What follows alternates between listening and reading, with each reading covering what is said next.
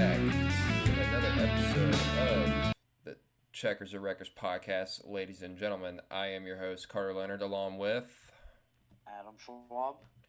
Very, very nice. And welcome to episode 22, ladies and gentlemen. I apologize for not cueing down the intro music quite as much as I should right there, but it's gone in the way now, and we are officially here. So, let's, as always, with every start of every episode, we take a look at the weekend recap. And let's just say, Adam, that we saw some incredible racing this past weekend. I'd say that was probably race of the year so far. That was amazing. Atlanta, the rain definitely made it more urgent, and that's why the racing was like that. But it was just amazing the entire time, and especially, start of the second stage right before the rain. It was getting really good. Yeah, definitely. We'll get into more in Atlanta first, but we need to take a trip to Ohio for a second as the NASCAR Craftsman Truck Series, I almost said its previous name that we shall not speak of. The Craftsman Truck Series made its trip to Mid-Ohio, with Corey Heim getting his second career Truck Series win. There was rain as well at that race, but luckily, since it was a road course, that they were able to race in the rain. So congrats to Corey Heim for his second career win. Not second career win, but his second win of the 2023 season. I didn't see the race or really the Xfinity race either. I was at the Good Guys Car Show. All you got to know is that it was. Don't say that. All you got to know is that it was a truck race that was on a road course, and although I was very disappointed at the fact that I wasn't able to go to that race, considering that I am not far from Lexington at all, I'm kind of glad that I didn't now, considering that I would have probably been drenched on by a lot of rain. So there's one way of looking at it. But let's take a look at the Atlanta race, ladies and gentlemen.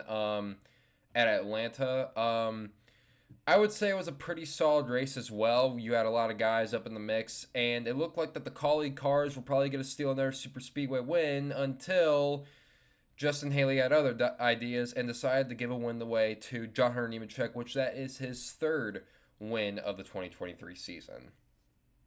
I may not have saw the race, but I did hear that colleague absolutely blew it that race.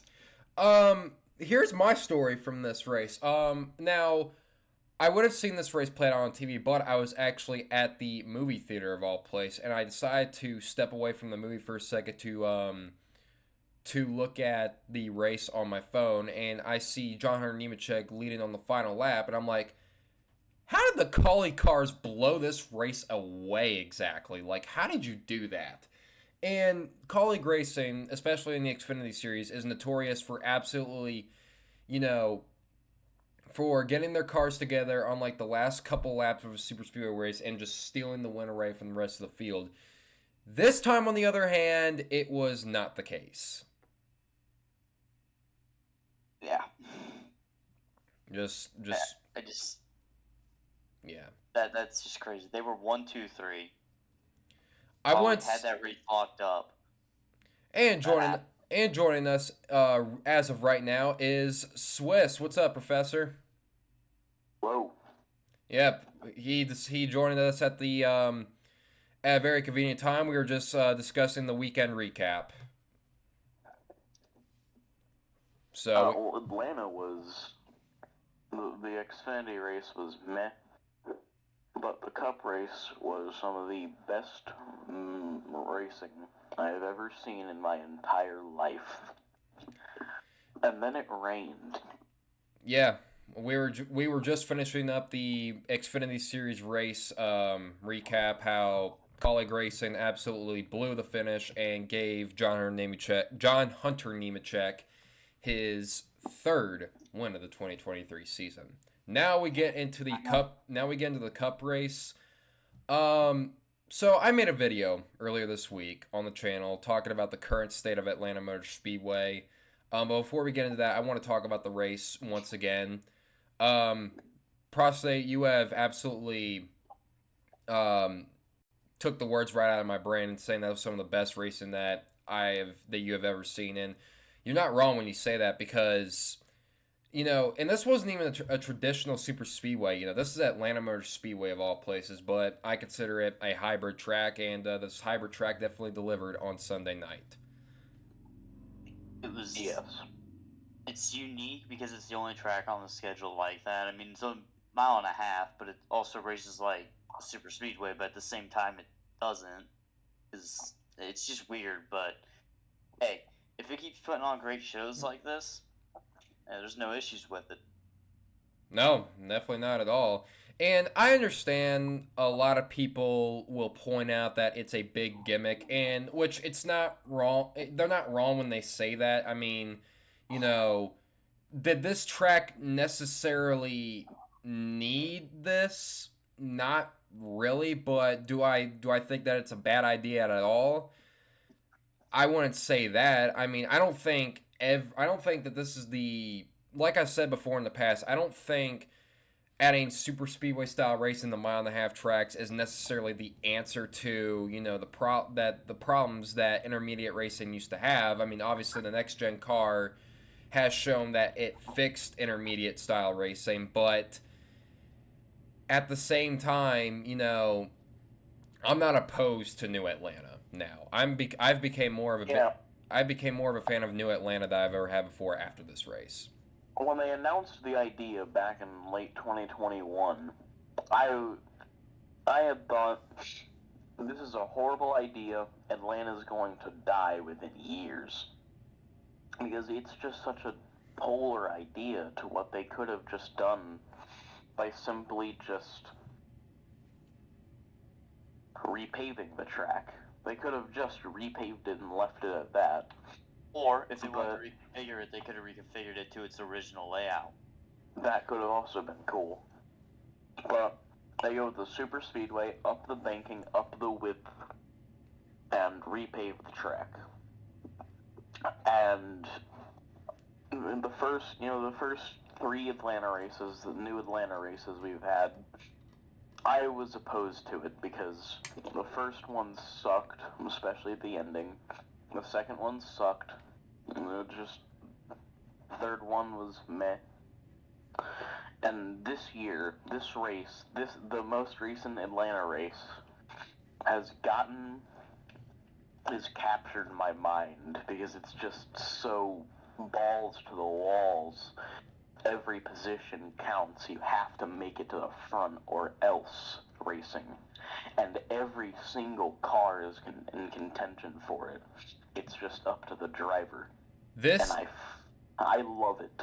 This is exactly what SMI wanted when they came out with this whole idea. They wanted, like you said, that balls to the wall type racing at a very, at a mile and a half track. And I would say on Sunday night, they definitely got it. We didn't even get to the winner of this race yet. William Byron was in the right place at the right time and scored his 4th win of the 2023 season. He even spun earlier in the race, but somehow got his way back up to the front with a little bit of strategy from Rudy Fugel, and Byron is celebrating his 4th win and his 2nd win on the new Atlanta configuration. I guess we're going to call him the King of New Atlanta now. No, God. For now, at least. I personally believe he kind of backed into that win. Yeah, but at the same, he was not the best car, and I personally think if that race had gone all the way green, Brad Keselowski would have just slapped them silly. There's just some. So I read an interesting fact, and Brad Keselowski kind of got screwed at the end with a fuel call, I believe, and something like that. But what I also find interesting is that, remember how in the 2019 Daytona Summer Race, how Kurt Busch nearly got screwed by the same exact thing? He did. Yeah. The crew chief for Kurt Busch is the same crew chief for Brad Keselowski as of right now, Matt McCall. You cannot tell me that is not a coincidence. There's just something with Matt McCall and calls like that, man. It's just not a strong suit.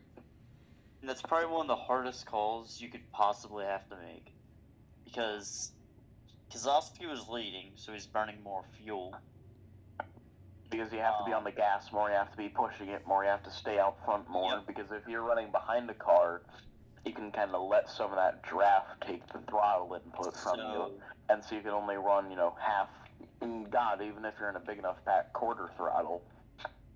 And even though some of the you'll be cars good. that pitted on the same lap with him, they still had more fuel than he did because of Keselowski leading.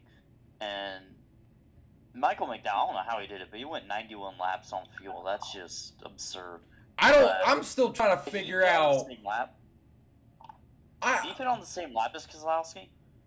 I want to say he did, but I don't know. And I'm glad you brought that up because I forgot about that stat because I think someone brought it up saying McDowell's ran on 91 laps of fuel. I'm like, nah, that can't be right. I refuse to believe that stat in of itself has any kernel of truth to it, but somehow the 34 team of Michael McDowell somehow pulled that shit off, and I'm just like, the more you know, I guess. Christ, they must have resurrected Smokey Eunuch on that one. The large that's some shit Smokey Eunuch would do. He literally did it. That just sounds like some shit he would do. Shortly after NASCAR instated a minimum and maximum fuel tank regulation, they inspected Smokey Eunuch's car and found the fuel line was 20 feet bigger than it should have been. So they drained all the gas out the car and told him that he had 9 infractions on the car. After they drained the fuel tank, they expected him to just push the thing back to the garage. He hopped the thing, started it up, and popped his head out the window, pointed the officials and said, "Make it 10," and then drove back to his garage. This is why we love Smokey Eunuch for that. Yes. Junior Johnson. Smokey Eunuch and Junior Johnson are responsible for over half of the NASCAR rulebook. Hey, and we love them for that. That's all I can really say. Obviously, we didn't grow up in that time, when NASCAR was still in the pioneer era and was still basically in its infancy at the time. It wasn't mainstream, but yeah, you're right. They made basically half of the damn rule book. But hey, man, you know what they say? If you ain't cheating, then you ain't trying. Yeah, and someone said, imagine what Junior Johnson, imagine what Smokey Eunuch, imagine what those two could do if they were given a car of the modern day with no limitations. I can only imagine what they would do to that car, dude. That is just Junior Johnson forked over money to have Formula One technicians come to his garage and shave off just millimeters off of pistons and things like that to get them to fire off faster. I mean, the dude knew his stuff, and it's kind of scary. If he was a team owner in this day and age... Oh, he win championships out the ass, bro. Gen car, he'd be killing him. Yeah. Junior... Yeah, But going back to the fuel situation with Keselowski, I honestly, I feel bad for Keselowski because, this is twice now that he has been snubbed of wins this year at the same exact track, nonetheless. Yeah. You just can't because he was leading so much of the Atlanta race earlier this year and got passed on the last lap by Logano. And then this year, he's running top 5 first in just all race. He is up there with Buescher, with a bunch of guys. And then he gets snipped on fuel because he's been leading for so long. I honestly thought Keselowski had that race, to be honest. If that race had gone fully green, I think Brad nails the pit strategy perfectly, and he wins it.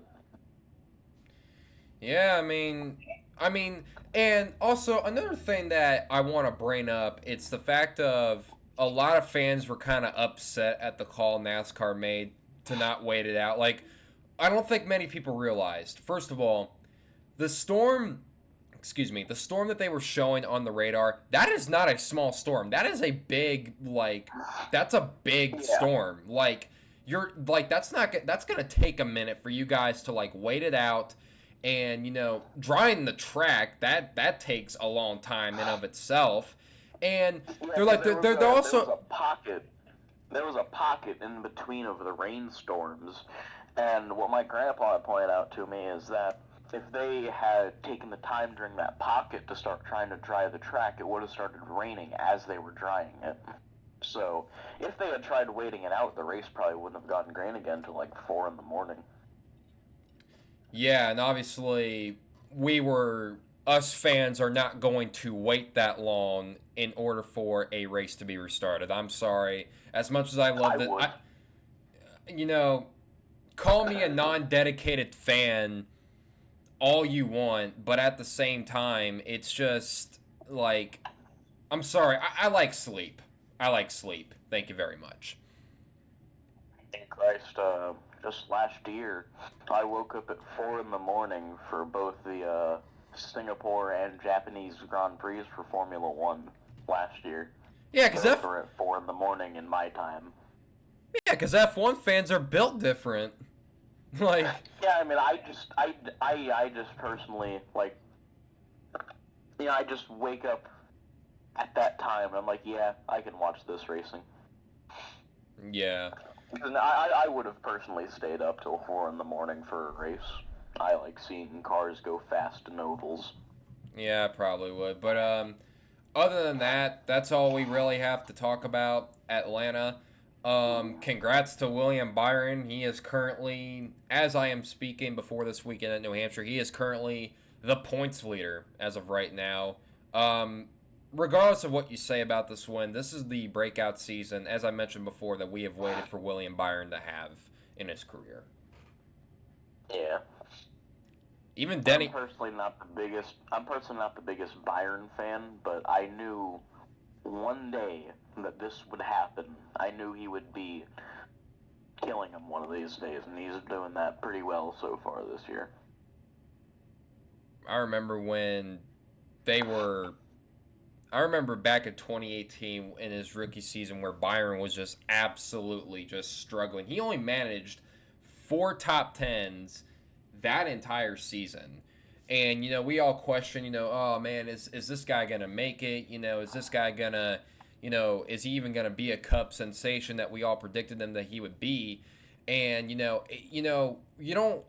can't expect rookies to just completely perform right off the bat. It takes time.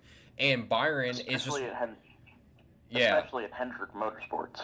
And William Byron is just that guy that's just progressively has gotten better each and every year. 2018, he had a meh year. 2019, he made the playoffs. 2020, he scored his first career win.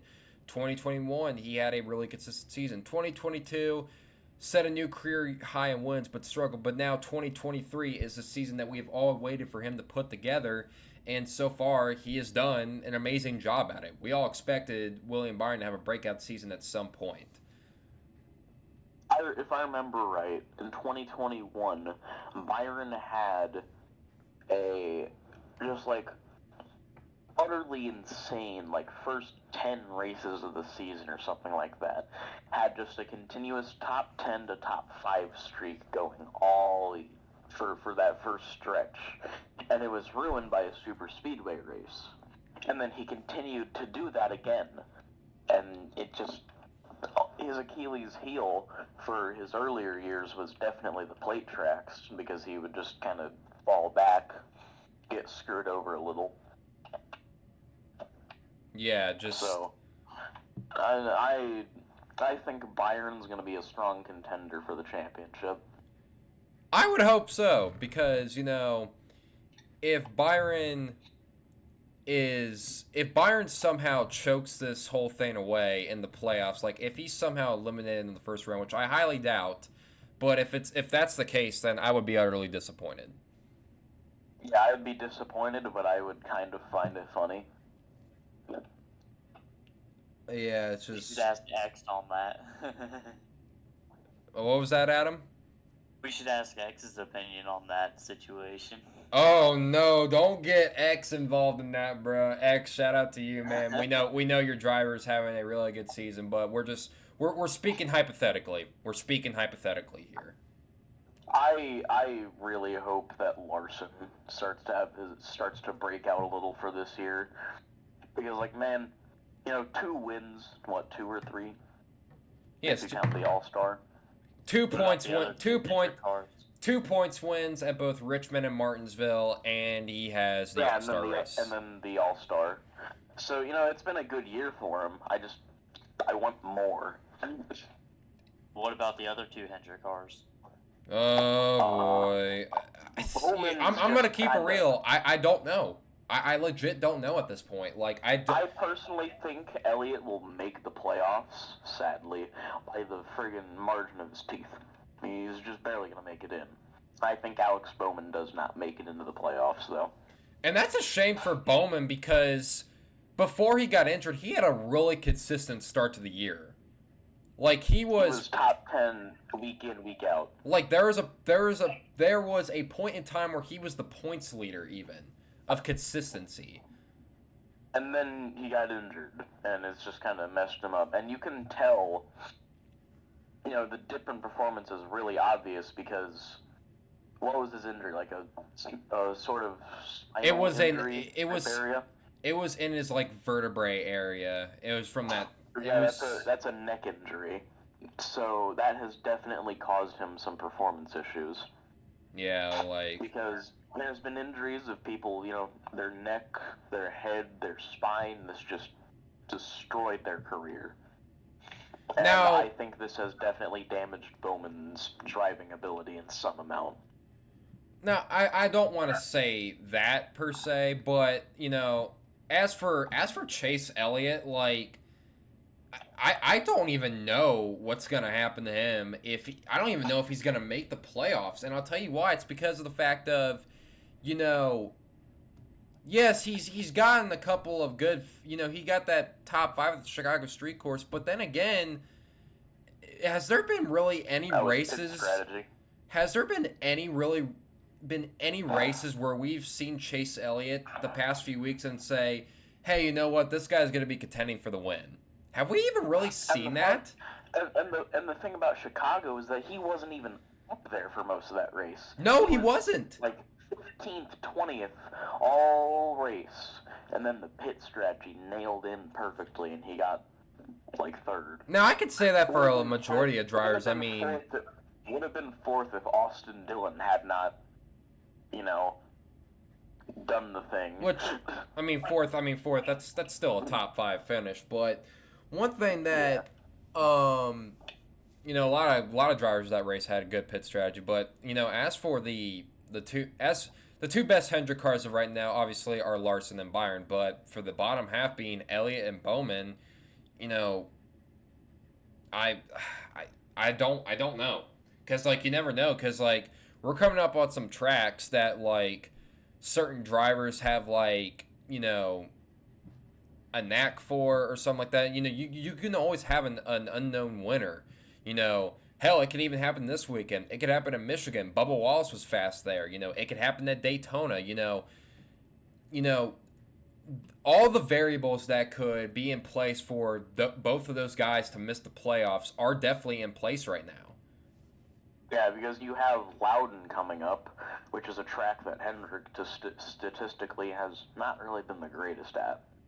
In fact, the last time a Chevy won at Loudon was Kevin Harvick in 2016. That's just insane. Yeah. Yeah, and I would consider New Hampshire to be a Toyota track, if you ask me. Yeah, it definitely is. If the rain had not fallen in 2021, I think Kyle Busch would have won that race. But the rain had to do a silly. Or, had that race not been shortened, I think Christopher Bell would have caught Eric Almirola. That's also true. Yeah, Bell would have definitely caught up. That would have been so neat. Yeah, but that's all we got to say about all that. I don't even know where this topic went. But let's get into some ARCA news. Now, we don't really talk a whole lot about ARCA, but this is one thing that I wanted to talk about, and that's about Sean Hingorani. If you guys didn't see, the ARCA Menards Series made their annual trip to Mid-Ohio this past weekend, and there was an incident late in the race between Venturini Motorsports drivers of Sean Hingorani and Dean Thompson, who is normally in the truck series but does a bit of part-time ARCA. Sean Hingorani got turned by Dean Thompson. I'm sure it wasn't anything intentional on Dean Thompson's part, but Sean Hingorani slowed down to meet back up with Dean Thompson and force him off the track. As a result of that, Sean Hingorani has been suspended for one race, which that's the next ARCA Menards Series race at Iowa Speedway, and it will dock him in the ARCA Menards Series West Point standings as he is currently battling for a championship there. So, yeah, when I first saw the incident, I was utterly disappointed because I think Sean Hingorani, from what I've seen in ARCA, he is a driver that has a lot of potential, and I actually read an interesting fact. He's become the first ever driver of Indian descent to win a stock car race like that. Well, that is certainly a statistic. Yeah, I mean, we need more. I mean, yeah, the diversity. I love seeing the diversity, but no, Sean Hingorani, I was not impressed by that move whatsoever. That was quite frankly a cheap shot move, and a lot of people are saying that the ARCA series has become the rich kid series, and you know what? I can't really say that they're wrong. I mean, what happened earlier in the race was also kind of a move. Dean Thompson pushed Sean way off the track, coming out of the last corner on the front stretch. Oh, no. Sent it to his inside in an area where you shouldn't, and just got sent off. No, and Sean had every right to be upset. I mean, he had every right to be upset. But then again, but if you're gonna confront your teammate, do it after the race. Do it after the race. Yeah, because wasn't Dean Thompson leading? No, Tyler Ankrum was leading, and Tyler Ankrum had like a big lead. He was way out front, like no one was catching him. He had that race won. I know Dean was in the top 5. Yeah, and Sean Hingorani said, "Bitch, if I'm going down, you're coming down with me." So he costed his team a good, valuable amount of points. Cost himself a race's worth of points. And is screwing himself over in the championship. Now, this is a certified ARCA moment. Now, I would go rambling on about how Sean Hingorani is a dirty driver, which I don't think Sean himself is a dirty driver, but that was a dirty move because from what I have seen in his ARCA West races, he's a relatively clean driver, as well as like a guy like William Sawalich for the most part, but yeah, just Sean, I wanted to talk about this, for a quick second because, it just brings up the fact that the ARCA Menards Series just has a lack of respect, and we talk about how the Cup Series has a lack of respect for drivers in the garage, which there is sometimes, but ARCA is no silver lining when it comes to that analogy. But with that being said, that's all I got to talk about for that small topic. But, you know what we haven't done this year, guys? What? How about we discuss some 2024 schedule rumors? Yes. Oh. And I'm going to go through the biggest rumors so far. Now, I'm not going to go through every single tiny rumor. I'm going to go through, the major rumors that have been swirling around the industry, and we're going to see how realistic or how legit those rumors are. So let's get the first obvious one out of the way, and that is NASCAR returning to Canada, aka Montreal. I think that this is 90 to 95% a done deal, if you ask me, because according to Bob Pockrass in a recent tweet, they have told people in the industry to get their passports ready. Yeah, that's You wouldn't tell someone to just get their passport ready for no reason, so I'm quite liking that idea. The Circuit de Gilles Villeneuve, which is the track that holds the Canadian Grand Prix every year for Formula One, is a really good track. It's fun to drive, and it's fast, and it just offers a lot of good racing. And if we look back in the past to the Xfinity, or nationwide at the time, races at that track, I think the last one was in 2012 or 2013. 2012, that was the infamous shoe race. Yeah, it was really good racing, and then Danica Patrick ran over someone's shoe and broke her suspension, which was hilarious. Yeah, So it's good racing, and it offers a lot of crazy moments.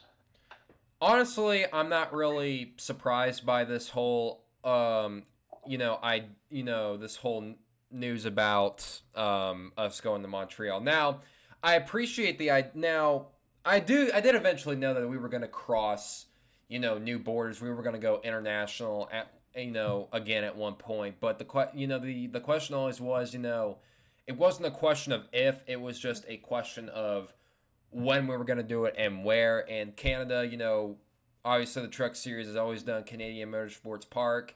I miss that track. I wish it would come back. But yeah, honestly, I'm very happy that we're probably going to be heading back to Montreal. Yeah, so let's move on to the next silly season rumor, and that is Sonoma taking the place of Auto Club for the West Coast Swing. I think it's a good idea, honestly. Yeah, Sonoma. It wouldn't make sense to do the West Coast Swing and only do 2 tracks, that being Las Vegas and Phoenix. You have to have that third track over there, and Sonoma, obviously, I think it's in the West Coast. I mean, correct me if I'm wrong. Track.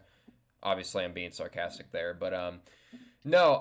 Yeah. And if this does come true, we get to see green Sonoma, ladies and gentlemen. We get to see green Sonoma. We don't get to see dead grass in the June anymore. Obviously, it's the rainy season out there, but hey, we run road courses in the rain now, so why not do it? Yeah, that could actually make for an exciting Sonoma race for the first time in God knows how long. Because with it being green, it'll look beautiful. Yeah. And with the potential of rain out there, and it also being NASCAR going there, as shown recently, wherever NASCAR goes, the rain's gonna follow. Oh, so, yeah, I mean, that theory's already been proven. We could very well have an exciting Sonoma race in the wet. That would be really cool. Yeah, I think that rumor is also going to come true as well. I just see that as being a realistic option. If you're going to do the West Coast Swim with 3 races in the West Coast, you got to add Sonoma in there. It only makes sense, really. Now let's move on to a very interesting rumor. With the likely chance of Bristol Dirt not returning for the 2024 season after the awesome race that we saw this year, I should say, excuse me. There's a new possibility of a new Easter race coming, and that new Easter race might be North Wilkesboro. Yeah, that's after the All-Star race. I personally like Bristol Dirt. I think it's a great idea. It's a good concept, but I just don't like it too much. Because I personally think that if we're going to do a dirt race with next-gen cars, we need to do what the trucks did, and we need to run a purpose-built dirt track like Eldora. Not Knoxville, please. Knoxville's a mess. Originally Bristol Dirt was not going to happen. It was going to be a double-header of trucks and Cup at Knoxville, but they were afraid that the Cup cars would just blow right through the guardrails at Knoxville, which doesn't really hold any credibility considering the fact that the Cup guys still run Watkins Glen. Yeah, and that place has more guardrails than Knoxville in of itself. Yeah, the Watkins Glen has more guardrails than Knoxville does dirt. Yeah. So. But going back to the North Wilkesboro being on Easter rumor, this would be, now if this were to come true, this would be the first time the North Wilkesboro holds a points-paying race in 28 years. Obviously, I don't like, first of all, I'm not liking the idea based on the fact of, racetrack performance in of itself. Obviously, the package is, a whole other thing. But I'm liking this idea based on the turnout. We saw amazing turnout for both the truck and all-star race at North Wilkesboro. When was the last time you saw a truck race that packed? I can't remember. Also, we are going to be having a new short track package next season. Yep. So, yeah. actually see some exciting racing that isn't Kyle Larson gapping the field for 50 laps. Now, when you say that, is that when you mean new package, does that mean updated horsepower, or does that mean new underwing? Bob Pockers had tweeted out something. They had said that drivers were going to be testing what NASCAR put as a freaking crazy package. And Bob Pockers crazy package. NASCAR had said that they were going to test the concept and idea of a underwing or a splitter, as you could say, that when in drag it's basically front wing DRS at this point. And when you're behind someone, it'll open up, letting more air under the car, letting you get freer through the corner. But when you're out front, it'll close down because there's no air pushing on it, so it just goes down, causing a little bit of drag. So they're basically tapping the leader. Listen, I've been an advocate for more horsepower for a while, but if this does... Where are they testing this at? Are they testing this at New Hampshire? New Hampshire and I think Bristol are going to be somewhere. They're testing it at 2 different tracks. But if they're going to test it... New Hampshire's going to be the first one at the end of this month. I'm sorry, but if they need to test that anywhere, it needs to be Martinsville, because out of all the short tracks that we run on the schedule, Martinsville has definitely seen better days. Yeah, Martinsville and North Wilkesboro need to be the test tracks. Yeah, but going back to the Easter North Wilkesboro getting the points race rumor, I would not be against this. I might even go to that race, because I've always wanted to visit North Wilkesboro, but I see this as like a 70 to 75% chance of this happening. It's not almost certain, but it's a good percentage. And with that North Wilkesboro rumor, has spawned another. Oh, I'm just getting into that. Rockingham. Yes, they're all-star race. Listen. And this does have credibility to it, because if you haven't kept up with news on Rockingham recently, just going into this year, late last year, they had repaved the track and put safer barriers around the corners. There's still racing held there to this day. Christ, I remember seeing, like, last year or 2 years ago, there were semi-races being held at Rockingham. Semi-races. I think the next gen would be absolutely incredible at Rockingham. I want to see how good the next gens would be at Rockingham. If we look at the Gen 4 racing at Rockingham, the last Rockingham race to be held, photo finish between Casey Kane and Matt Kenseth, and Kenseth just barely edges out Kane. In all reality, too, Rockingham doesn't really need that much work to make it race ready, unlike a track like North Wilkesboro, which North Wilkesboro was absolutely completely falling apart.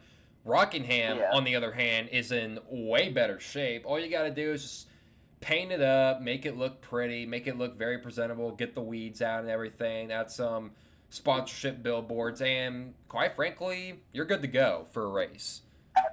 Add sponsorship, add safer barriers all around the track, and maybe do some little touch-ups around the grandstands and on the track and the infield.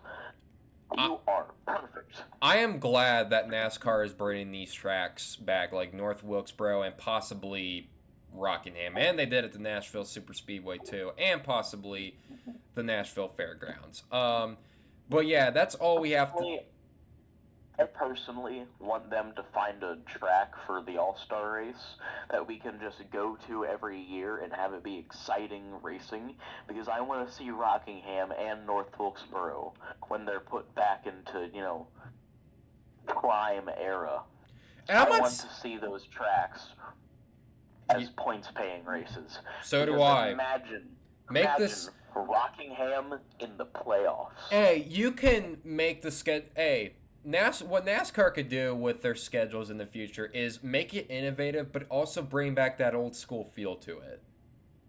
Yeah, we have a list of new tracks that are quite exciting, like Circuit of the Americas, Chicago. Yeah, and I think Montreal, kinda. I thought Circuit of the Americas was a great idea, to be honest. Yeah. It has turned out better than I thought it would. Yeah, it's not bad racing. And then you have that sense of old and, the past with tracks like Martinsville, North Wilkesboro, Rockingham, Charlotte. Tracks that have been on the NASCAR schedules from, day one. Yeah. They're almost there.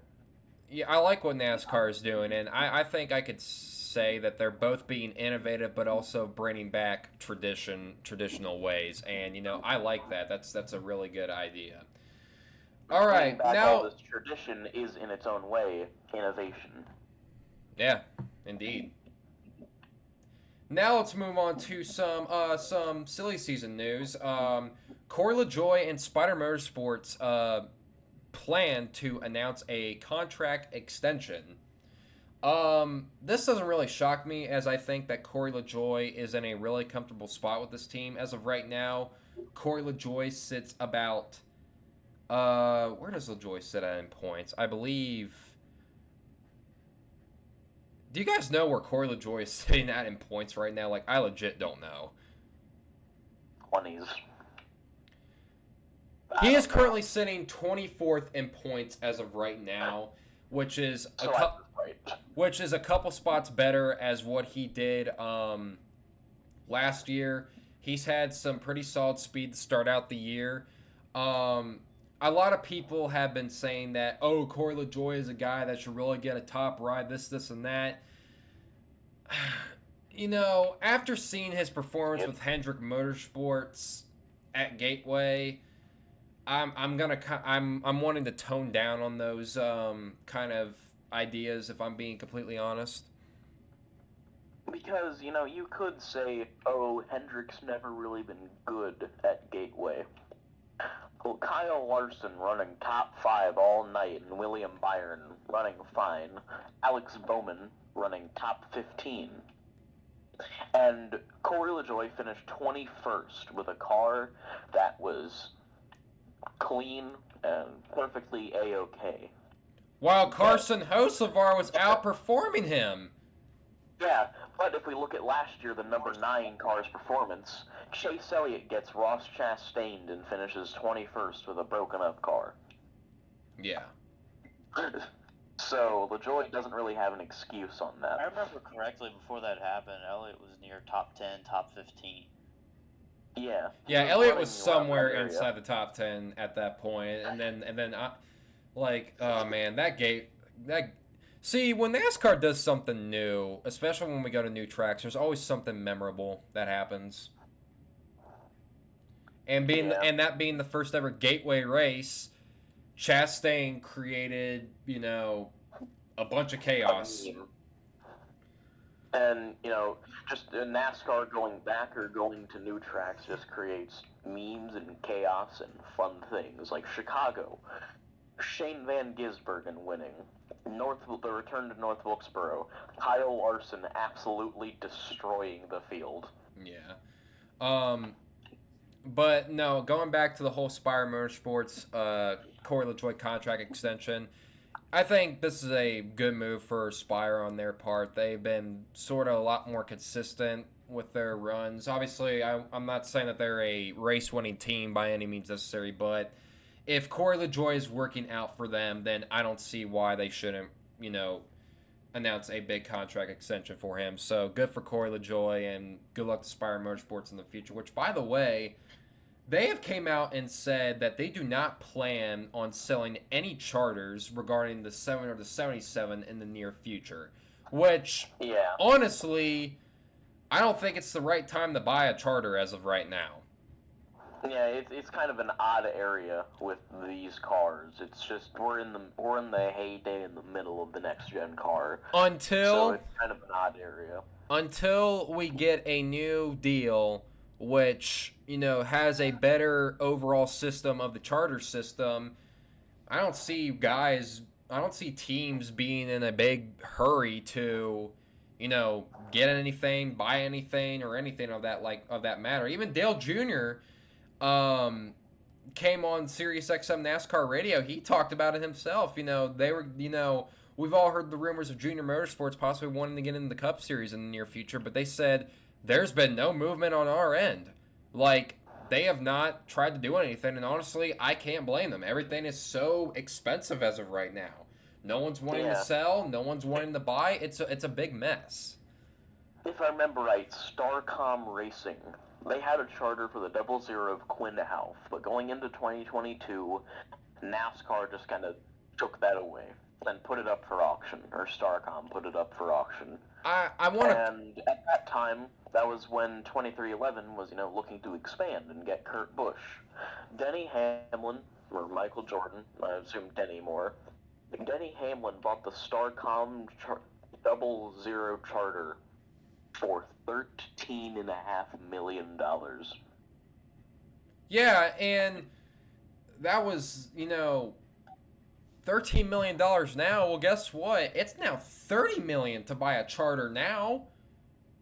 Yeah, like it's in a year. That's in a year's time. Yeah, for $17 million.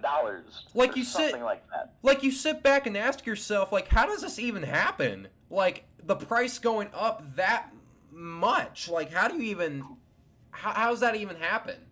Like, yeah, like, dude, oh my God. We're gonna run teams like Live Fast out of business. Jim France, how expensive everything's getting. Jim France came out and says that he wants the charter system to be permanent, but the teams are saying, no, we don't want this system to be permanent. We want something that's, well, they want something that works, is all I gotta say. Yeah. You need something that works. Charters were instituted going into the late 2010s, like 2016 era, because that explains why that one Talladega race where Ricky Stenhouse just DNQ'd somehow. That kind of explains how that happened. Yeah, because charters were the guaranteed way of you entering a race. Like, it doesn't matter if you crashed in practice or in qualifying. Guess what? You're still in the race because you have that charter. That's... You got to plot your backup car and you're fine. Yeah, like you're in the race regardless of what happens. But something I've thought of recently is if NASCAR wants parity, if they want chaos, and if they want eyes on the sport, take away the charter system and make it so teams have to qualify. Which I'm sure we could get something nuts like Chase Elliott missing a race. Which, here's the thing, I don't know if I'm a fan of that either, because, like, I'm biased sometimes. I'm not going to lie. I'm selfish. I want to see my dude Kyle Busch or Ty Gibbs race, but, if they can't race, you have to make, if you want to keep the charter system, fine, but you got to make it to a point to where, like, you got to tweak it a bit if you want to keep it. You got to make it, like, more, you got to make it make sense, is what I'm going to say, because, like, teams like Team Trackhouse Racing and 2311 Racing, you can bet those teams want to expand. Yeah, but they don't want to have the ungodly expensive costs of $30 to $40 million just to get one car extra. I remember. I would say Trackhouse isn't as big of an issue right now because they just have to drop a good amount of cash. Trackhouse has money. Probably final full-time car. Trackhouse has money. I know that. Yeah, Because, I mean, they're only going to have 3 full-time cars because they want to keep Project 91 existing. So I think Trackhouse is probably going to be the Hendrick Motorsports of the and future. you know, a lot of people are asking me, well, how do you know 2311 wants to expand? 2311 Racing is about to build a brand new shop. Do you think that shop is just for 2 cars only? No. No way. No, they want a 3rd car. They want that 67 car full time. They may go 4. They may want 4, but as of right now, Steve Lauletta, the team president for 2311 Racing, I believe it was before the week during the day, the week before the Daytona 500. I believe Dave Moody asked him, "When's the possible move of you guys, possibly expanding to 3 cars?" And they're like, definitely not next year, that being 2024. Maybe 2025 is a reasonable date, but that's going to depend on what that charter system is going to be like. So they want to expand. I'm sure both teams want to expand, but it's not reasonable as of right now, as of this current point, as of today's date, July 14th of 2023. It's not a reasonable and good idea. It's higher risk. It's higher risk, but possibly high reward, but no one's willing to take that risk right now. Yeah, nobody wants to potentially run the risk. 2311 doesn't want to run the risk of bottoming the team out and emptying their pockets. Now let's ask ourselves, do we see both of those teams expanding in the future? I think so. They eventually will. I mean, they have big ambitions for the future, but, another thing we have to keep in mind is that we still, as of July 14th of today, we still do not have a new media rights deal for 2025. And that regards to the charter system in some aspects, when it comes to money in some places. Yeah. We do not know who's going to broadcast races for the 2025 season. That is still up at... I think we're going to keep, the Fox, NBC, USA deal. So... But I wouldn't be surprised if a old familiar name throws their hat into the ring. Yeah, streaming service would be interesting also. And when I mean old name, I'm talking about ESPN. Yep, I knew it. Because ESPN recently, they covered Formula 1. And they are now covering the SRX. Which by the way, I saw the SRX race last night at Stafford Motor Speedway. Congrats to Denny Hamlin. It was a rain-shortened race, but I would say the broadcast of the SRX race on ESPN wasn't terrible. There were some bugs, but other than that, it was a solid broadcast that got right to the point, and it was nice hearing Alan Bestwick's voice again. I didn't expect Joey Logano to be on the broadcast, but there he was. So next week we're getting Darrell Waltrip.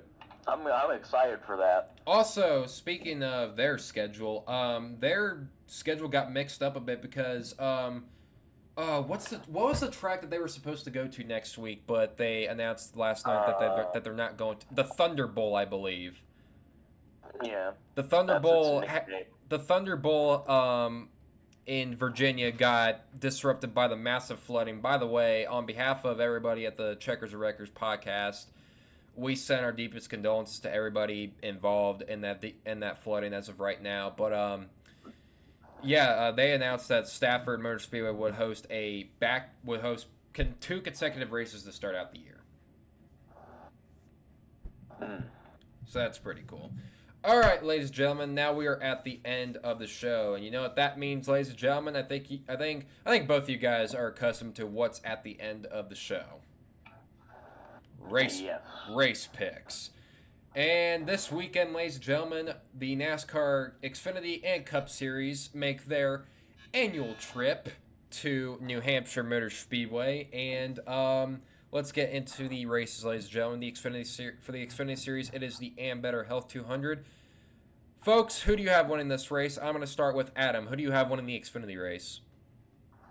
Well, as you said earlier, this is more or less a Toyota-dominated track, and I'm gonna say the 20 of John Hunter Nemechek wins. Back-to-back wins for John Hunter Nemechek, you say? Yep. All right, Professor, who do you have winning the Xfinity race? I see Sammy Smith picking up his second career victory.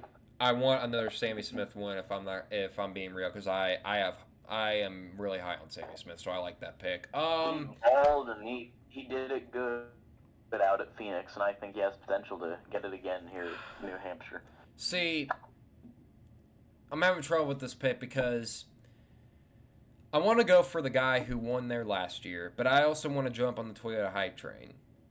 You know what? I'm going to jump on the Toyota hype train, except I'm going to go with Sammy Smith as well. I think, you know, a lot of people were questioning if Sammy Smith did fall off after Phoenix a little bit after he got that win, which he kind of has, but he's been taking it easy, and JHN is just the number one car Joe Gibbs racing right now, so he's the main priority. So, and Sammy Smith is also 18 years old. He's still very young. So, now moving on to the Cup Series race.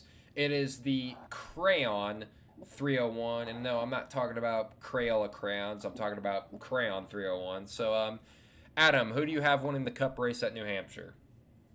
Kind of an obvious pick, but I don't see any way you're going to beat him unless he has like an issue or something happen on pit road. I'm going with the 20 of Christopher Bell.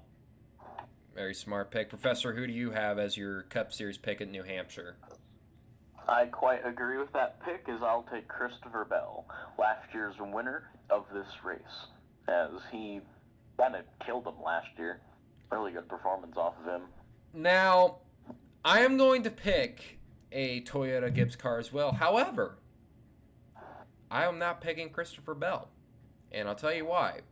I fully believe in the Bristol Dirt Curse, and now, if Christopher Bell were to win another race this season, he automatically breaks the curse. But, however, I just don't see it happening this weekend in New Hampshire. Now, I may eat my words when I say that, because Christopher Bell has proven that New Hampshire... the entire field. Christopher Bell has proven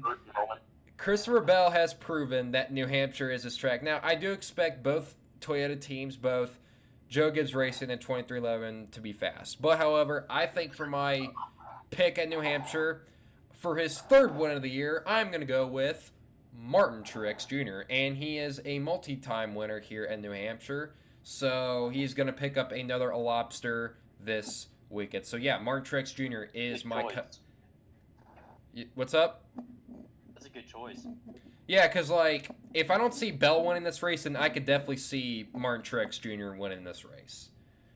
Which, by the way, there has been a recent report regarding Truex's current situation as regarding to return to 2024. He is still undecided on whether or not he wants to return or not. Yeah, because his contract ran out after 22, and near the end of 22, he signed a 1-year extension for 2023, and everyone's just kind of... I don't think this is about contract issues either. I think for Truex, it's mainly about if he's having fun. And he also came out in a recent report saying that he's running out of time to make a decision, and him winning at both Dover and Sonoma have not affected his decision at all. Yeah. I do believe that he... I do believe... He's kind of falling off from fun. Now, I think Truex will return for next year, but to say that winning races and having fun, like, let's be real. And guys, I want to hear what you guys have to say. Like, if you guys were winning races, wouldn't you guys be having fun at that? I would be having fun, but it's kind of... There's probably... My mind would go to the kind of what Max Verstappen's thinking right now. Now, Verstappen is winning week in, week out in Formula One. And, you know, people would love to be able to do that, but Verstappen just kind of hates it. He doesn't like dominating. He wants competition! He wants competition! He wants the same spot every week. Max Verstappen wants competition. Yeah, Verstappen wants competition, but he just cannot get that for the life of him. But And now, I think that's kind of getting in the way for Truex because he's, a good driver. He's not winning every week, but he just kind of runs in the same spot. now, when it comes to Truex, I do believe that there's a good chance of him returning next year. But to say, like, you winning races is not having an effect on your decision, that's just weird to me. That just confuses me because I'm just like, huh, well, okay, obviously I'm not a driver, but if I was winning like races, I would definitely be having fun. But maybe there's some internal stuff going on. Now I'm not gonna speculate that out of respect of Martin Truex Jr.'s privacy, because there might be some stuff going on that we don't know about behind the scenes. But that's just, I don't know. That's just weird to me that he would say something like that. I mean, before the beginning of the year, he did break up with his girlfriend. So I don't know if maybe that has something to do with it. I don't know. Like I said, I'm not going to speculate on that whole thing. But that's just that's a whole other thing. But all right, ladies and gentlemen, that will do it for this week's episode of the Checkers or Wreckers podcast. Episode 22 is officially in the books. Yeah, what a successful episode. Got about an hour of content in. And yeah, thank you guys so much for watching. Please subscribe to the channel for more episodes like this. And with that being said, I am Carter Leonard along with... I'm Professor. Yep, and on behalf of everybody here, we will see you guys next time. Bye-bye. Goodbye.